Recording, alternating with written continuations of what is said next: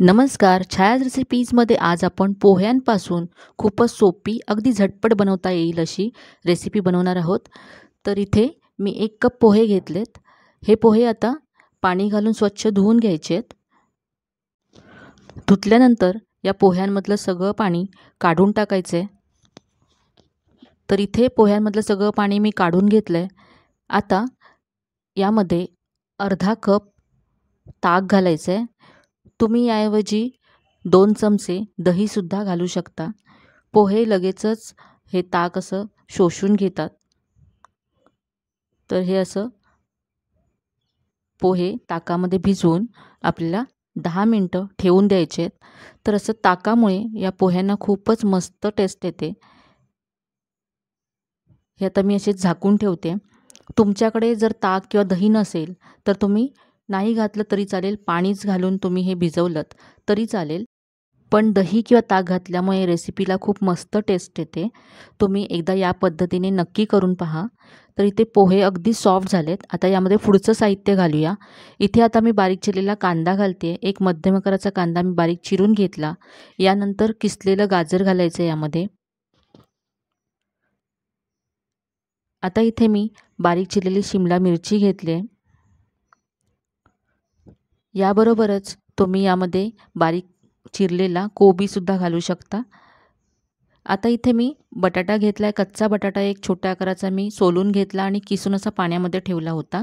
हा आता पिळून आपल्याला यामध्ये घालायचं. त्यातलं सगळं पाणी असं पिळून काढून टाकायचं आणि मगच इथे आपल्याला घ्यायचं आहे.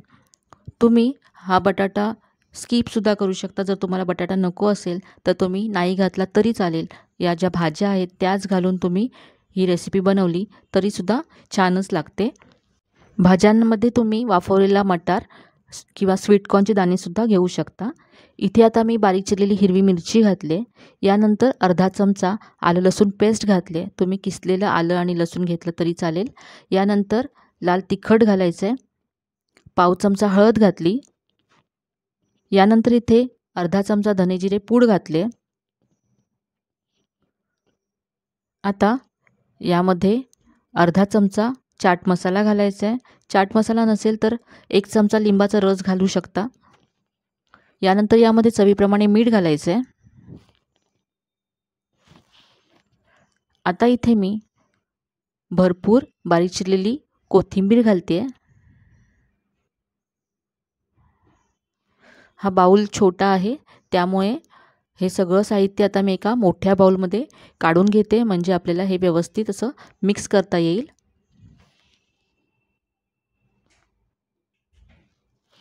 आता हे सगळं असं मिक्स करून घेऊया. पोहे आणि मसाले आणि भाज्या सगळं एकत्र करून घ्यायचं आहे. आता यामध्ये मी 2 मोठे चमचे शेंगदाण्याचं कूट घालते. तर शेंगदाणे आधी मी भाजून घेतले आणि मग जाडसर वाटून घेतले. तर याची टेस्ट खूपच छान लागते या रेसिपीमध्ये. आता इथे मी अर्धी वाटी बेसन घेतलं आहे. तर यातलं थोडं थोडं घालत जायचं आहे. फक्त बाइंडिंगसाठी इथे आपल्याला बेसन वापरायचं आहे. जास्त बेसन घालायचं नाही आहे. तर हे असं मिक्स करून घ्यायचं. यामध्ये अजिबात पाणी घालायचं नाही आहे. पोहे आपण ताकामध्ये भिजत घातले होते त्यामुळे त्याच्यामध्ये आधीच मॉइश्चर आहे. त्याच्यामध्येच आपल्याला हे मिक्स करून घ्यायचं आहे. इथे आणखी थोडं बेसन मला लागेल. तर हे सगळं असं मी एकत्र करून घेतलं आहे. आता याला तुम्ही हवा तो आकार देऊ शकता. याची तुम्ही टिक्की बनवू शकता किंवा लांबट आकार देऊ शकता. आज मी याचे फिंगर्स बनवणार आहे.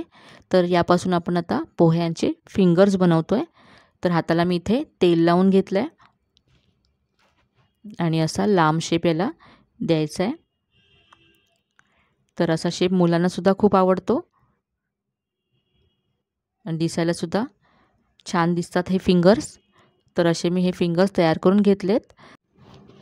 हे आता आपण फ्राय करूया. तर इथे मी तेल अगदी मस्त गरम करून घेतलं आहे आणि आता गॅसची फ्लेम स्लो करायची आहे आणि हे फिंगर्स तेलामध्ये सोडायचे आहेत. तर इथे मी एका वेळेस 4 फिंगर्स फ्राय करून घेते.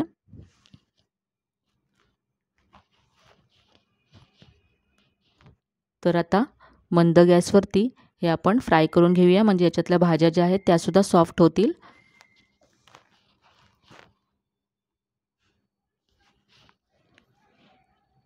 तर हे फ्राय करण्यासाठी सुद्धा जास्त वेळ लागत नाही, कारण यामध्ये ज्या भाज्या आहेत त्या अशाही आपण कच्च्यासुद्धा खाऊ शकतो, अशाच आपण घेतल्या आहेत. आणि जर तुम्ही मटार घालत असाल तर थोडासा वाफवून तो इथे तुम्ही घालू शकता. तर इथे थोडेसे फिंगर्स खालच्या बाजूने ब्राऊन झाल्यानंतर उलटून घ्यायचे आहेत आणि दुसऱ्या बाजूने सुद्धा ब्राऊन करून घ्यायचे आहेत. मंद गॅसवरती तुम्ही हे असे फ्राय केल्यामुळे खूपच मस्त असे क्रिस्पी होतात.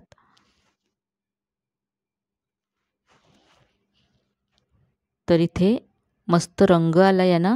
तर आपण हे आता काढून घेऊया. याच्यातलं तेल सगळं निथळून घ्यायचं आणि काढून घ्यायचे. दिसायला पाहू शकता किती मस्त दिसत आहेत आणि चवीलाही तितकेच छान लागतात हे. तर मुलांना कधीही चटपटीत काहीतरी खायचं असेल तर तुम्ही हे अगदी घरच्या साहित्यामध्ये बनवून तयार करू शकता आणि बनवायला सुद्धा जास्त वेळ लागत नाही. यामध्ये तुम्हाला काही पूर्वतयारी करायची सुद्धा गरज नाही. अगदी झटपट तुम्ही हे तयार करू शकता. तर इथे मी सगळे फिंगर्स असे फ्राय करून घेतलेत. तर इथे मी सॉस बरोबर सर्व केलेत. तुम्ही हिरव्या चटणीबरोबर सुद्धा सर्व करू शकता. असेच सुद्धा हे फिंगर्स खूप मस्त लागतात. तर इथे मी तुम्हाला एक तोडून दाखवते. पाहू शकता वरून अगदी क्रिस्पी आणि आतून सॉफ्ट होतात आणि तुम्ही मंद गॅसवरती आणखी ह्याला थोडंसं ब्राऊन केलं तर अगदी मस्त कुरकुरीत होतात हे.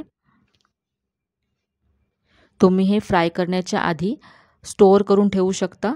2 दिवस हे व्यवस्थित एअरटाईट कंटेनरमध्ये जर तुम्ही फ्रीझरमध्ये स्टोअर केले तर व्यवस्थित राहतात. तुम्हाला जेव्हा फ्राय करायचे असतील तेव्हा तुम्ही फ्रीजमधून काढून यांना फ्राय करू शकता. तर हे अगदी झटपट होणारे आणि घरी असलेल्या साहित्यामध्ये बनणारे पोह्यांचे फिंगर्स तुम्ही एकदा नक्की बनवून पहा. तुम्हाला नक्की आवडतील. खूपच साधी सोपी अशी रेसिपी आहे. तर आजची ही रेसिपी तुम्हाला कशी वाटली कमेंटमध्ये कळवायला विसरू नका.